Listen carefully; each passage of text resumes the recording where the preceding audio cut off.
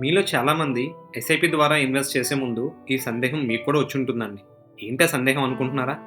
ఏ debit date నేను choose చేసుకోవటం వల్ల నాకు ఫ్యూచర్‌లో వెల్త్ ఎక్కువ క్రియేట్ అవుతది. అంటే ఫస్ట్ వీక్‌లో నేను డేట్ సెలెక్ట్ చేసుకోవాలా? థర్డ్ వీక్‌లో డేట్ సెలెక్ట్ చేసుకోవాలా? లేతే అన్ని వీక్స్‌లో ఏదైనా ఒక పర్టిక్యులర్ డేన నా ఇన్వెస్ట్‌మెంట్ చేయాలనుకున్న అమౌంట్‌ని స్ప్లిట్ చేసి నేను ఇన్వెస్ట్‌మెంట్ చేయటం వల్ల ఎక్కువ లాభం ఉంటుందా? అనే సందేహం మీకు వచ్చుంటుందేమో గదండీ! సో, దానికి మీకు రైట్ ఆన్సర్ దొరికిందో లేదో నాకైతే తెలీదు గానీ, బట్ ఇవాల్టి వీడియోలో ఆ ఇంపార్టెంట్ కన్‌ఫ్యూజన్ ఏదైతే ఉందో, ఆ కన్‌ఫ్యూజన్‌కి తగిన ఆన్సర్ నేను మీకు హిస్టారికల్ డేటాతో నేను మీకు ప్రెజెంట్ చేయబోతున్నాను. సో, ఇవాల్టి వీడియోలోకి వెళ్ళిపోయే ముందు నేను మీ నరేంద్రని. మనవి వెల్త్ ప్రైవేట్ లిమిటెడ్ కంపెనీని రిప్రజెంట్ చేస్తున్నాను. నేను ఒక సర్టిఫైడ్ ఫైనాన్షియల్ ప్లానర్‌ని. మీలో ఎవరికైనా ఆ ఎస్ఐపి డేట్ రిలేటెడ్ సందేహం ఉంది. సో, నేను ఈ డెబిట్ డేట్ చూజ్ చేసుకున్నాను. ఇది మంచిదో కాదో చెక్ చేయండి అనే క్వెషన్ ఉంటే గనక మీ కామెంట్ సెక్షన్‌లో మీ ఏ డెబిట్ డేట్‌ని మీరు ఎస్ఐపి చేస్తున్నారో మెన్షన్ చేయొచ్చండి.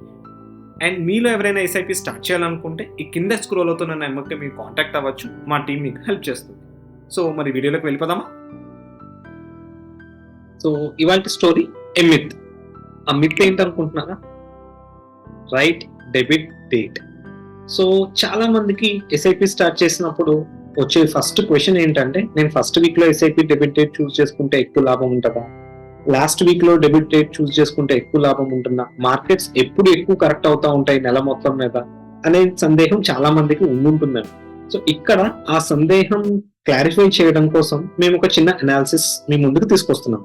సో, అనాలిసిస్ ఏంటి అంటే, ఇప్పుడు ఒక ఫిక్స్డ్ డేట్‌లో ఇన్వెస్ట్‌మెంట్ చేసుకుంటా వెళ్ళడానికి, లేకపోతే మన ఎస్ఐపి అమౌంట్‌ని ఒక 10 డేట్స్‌లో డివైడ్ చేసుకొని ఇన్వెస్ట్‌మెంట్ చేసుకుంటా వెళ్ళడం గనక మీరు గమనిస్తే ఇక్కడ. సో, నేను ఒక 10 డిఫరెంట్ డేట్స్ చూజ్ చేసుకోవడం జరిగిందండి. ఆ డేట్‌లో ఎస్ఐపి చేసుకుంటా వస్తున్న వాళ్ళకి ఎంత యావరేజ్ ఆహ్, పర్సెంటేజ్ ఆఫ్ రిటర్న్స్‌లో వేరియేషన్ ఉంది, లేకపోతే అసలు వీటిలతో సంబంధం లేకుండా మనం ఇన్వెస్ట్ చేసుకుంటా వెళ్తా ఎంత డిఫరెన్స్ ఉంటుందని మీరు ఇక్కడ గమనించొచ్చు. సో, ఇక్కడ first of every month SIP చేసిన వాళ్ళకి 17.45% రిటర్న్ వస్తాయి. 10th ఆఫ్ ఎవ్రీ మంత్ చేసిన వాళ్ళకి 17.39 వచ్చింది. అదే 19th ఆఫ్ ఎవ్రీ మంత్ చేసిన వాళ్ళకి 17.43 గమనించొచ్చు మీరు. అదే విధంగా 28th ఆఫ్ ఎవ్రీ మంత్ చేసినా కూడా 17.4% రిటర్న్ వచ్చింది. ఈ పర్సెంటేజెస్ లో మీకు అర్థం కాకపోతే కనుక మీరు ఇక్కడ రిటర్న్స్ కూడా చూడొచ్చు. అంటే ఎంత వెల్త్ అక్యుములేట్ అయింది ఏ డేట్ ను చూస్ చేసుకోవడం వల్ల అనేది గమనిస్తే చాలా ఇన్సిగ్నిఫికెంట్ వేరియేషన్ అండి. సో, ఈ కంపారిజన్ నుంచి మీరు గమనించాల్సిన ఇంపార్టెంట్ పాయింట్ ఏంటి అంటే, there is no historical evidence that ఒక particular date of the week లేకపోతే ఒక particular day of the month కనుక మీరు చేయటం వల్ల ఎక్కువ లాభం ఉంటుంది అనేది ఏం లేదండి. సో, మీ ఇన్కమ్ ఏ టైంలో వస్తుందో, మీకు ఏ డే అయితే కంఫర్టబుల్లో దాన్ని బేస్ చేసుకొని మీరు కన్వీనియంట్ గా మీ ఎస్ఐపి డేట్ ని కనుక చూస్ చేసుకొని ఇన్వెస్ట్మెంట్ కంటిన్యూ చేస్తే డెఫినెట్లీ లాంగ్ టర్మ్ లో మీ వెల్త్ అక్యుములేట్ అవుతుందండి.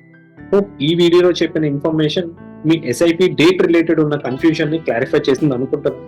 So keep watching us. If you like the content in the video, please like and share the video and subscribe to our YouTube channel.